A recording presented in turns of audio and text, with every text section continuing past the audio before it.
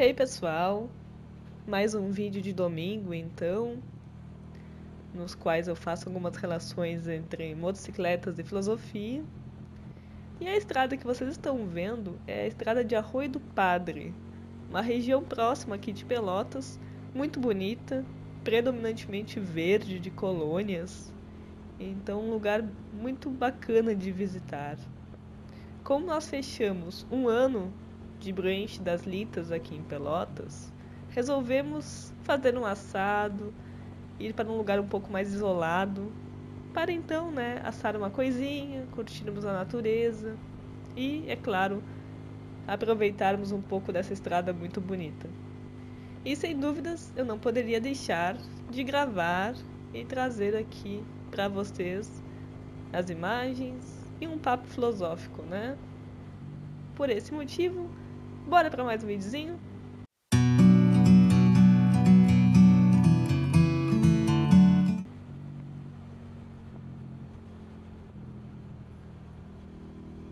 Começamos então mais um relato filosófico de motocicleta.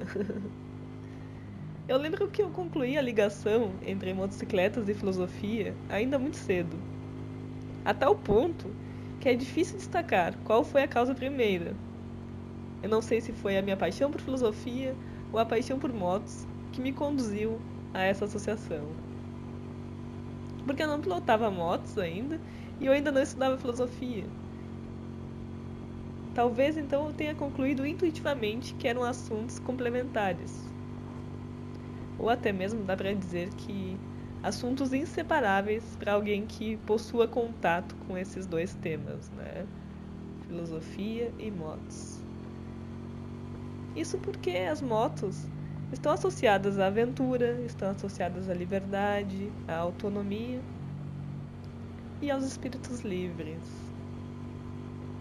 Mas veja que coincidência, todos esses temas são temas filosóficos. Bom, a vida como um todo, pode ser considerado um tema filosófico. Mas como falar em liberdade, autonomia e em espíritos livres sem pensar em autores como Spinoza, Kant e Nietzsche? Autores dos séculos 17, 18 e 19, respectivamente. Por exemplo, Baruch Spinoza, que foi um filósofo holandês bastante admirável, marcante na história da filosofia, que é conhecido principalmente pela sua obra a respeito da ética, chamada A Ética Demonstrada à Maneira dos Geômetras, publicada em 1677. E nessa obra ele faz diversas demonstrações sistemáticas a respeito de algumas questões. Entre elas, a da passagem da servidão humana para a liberdade. E eu falei anteriormente em outro vídeo que ele entende a liberdade associada ao conhecimento e também como uma busca por bons encontros e uma forma de se distanciar dos maus encontros da vida. É claro que o conceito de liberdade em Spinoza é algo muito mais profundo e muito mais complexo do que eu estou passando aqui. Em verdade, isso já é bem importante deixar claro. Eu não estou olhando para esses autores de uma perspectiva técnica, evidentemente. Eu estou apenas usando de alguns conceitos e usando da existência deles no escopo do conhecimento humano para conversar com vocês a respeito de motocicletas.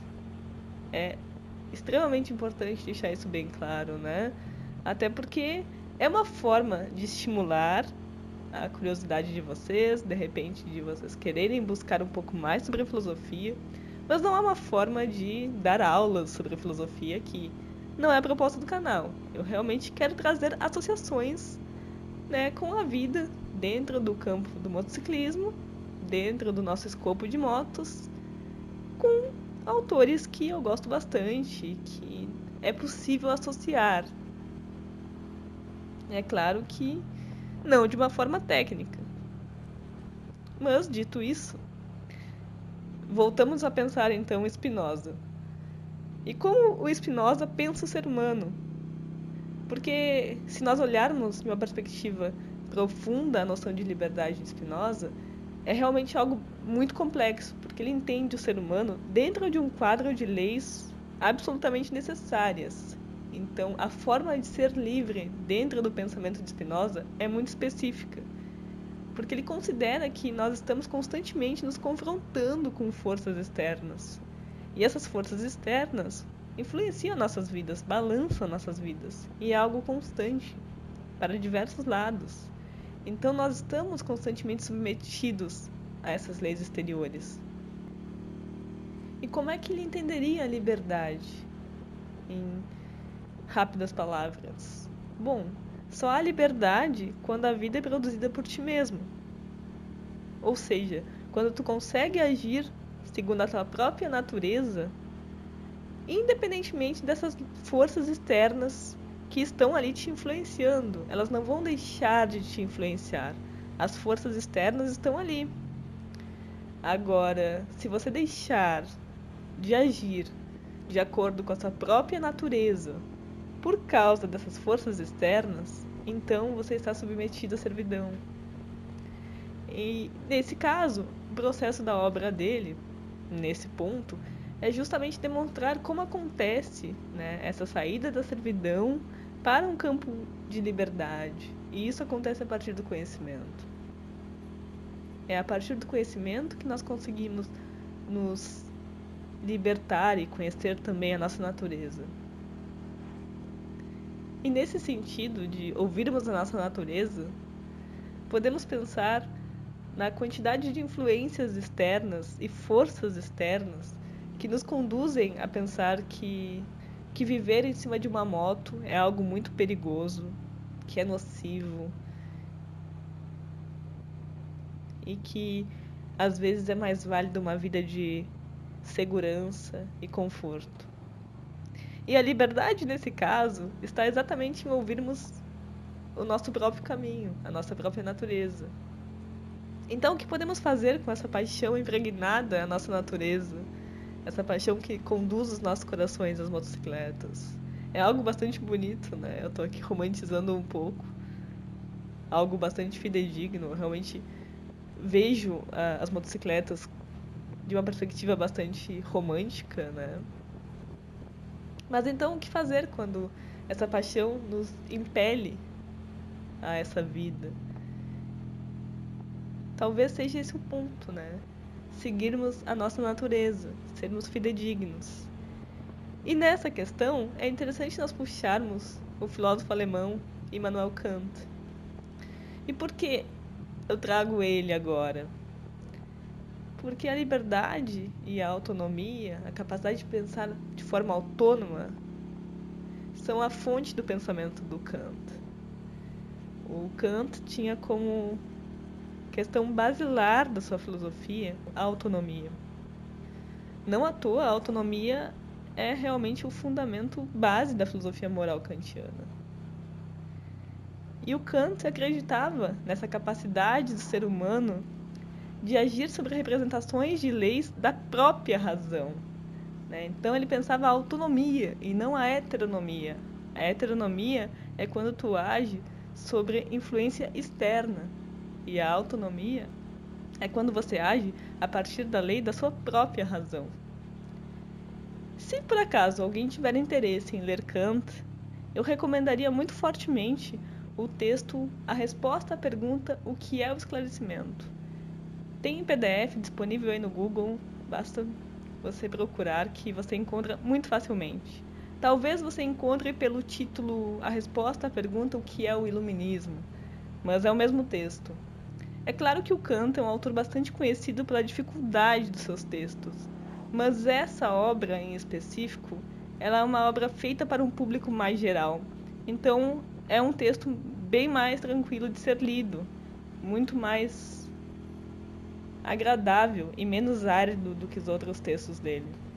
E se você se atrai por temas relativos a essa questão do pensar por si próprio, certamente vai gostar desse escrito do Kant.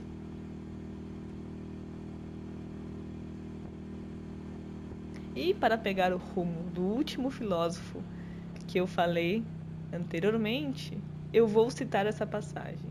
Então, abro a citação.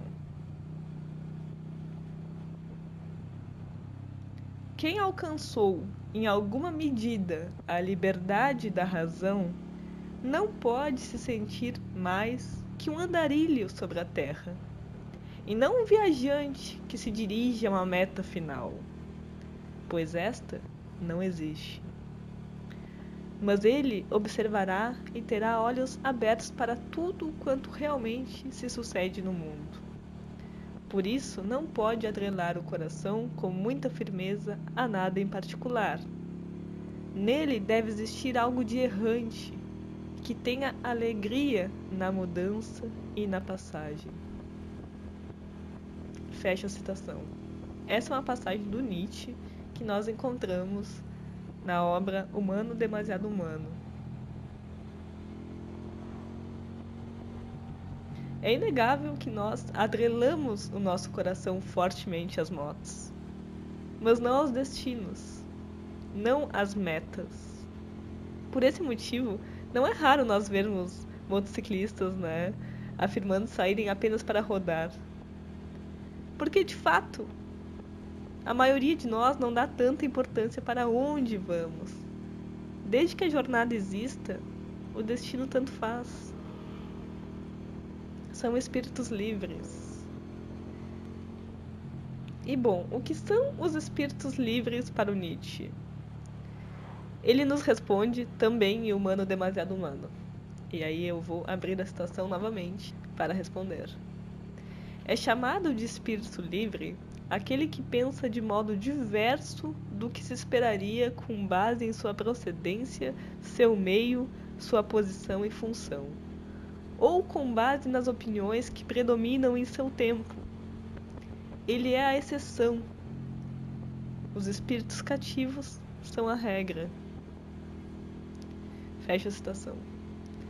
Ou seja, os espíritos livres são os andarilhos, aqueles que alcançaram a liberdade da razão, aqueles que se aventuram para fora do campo do comodismo, das opiniões vigentes, do pensamento tradicional, daquilo que é confortável e cômodo justamente porque está ali no padrão, E aí eu pergunto a vocês são um espírito livre?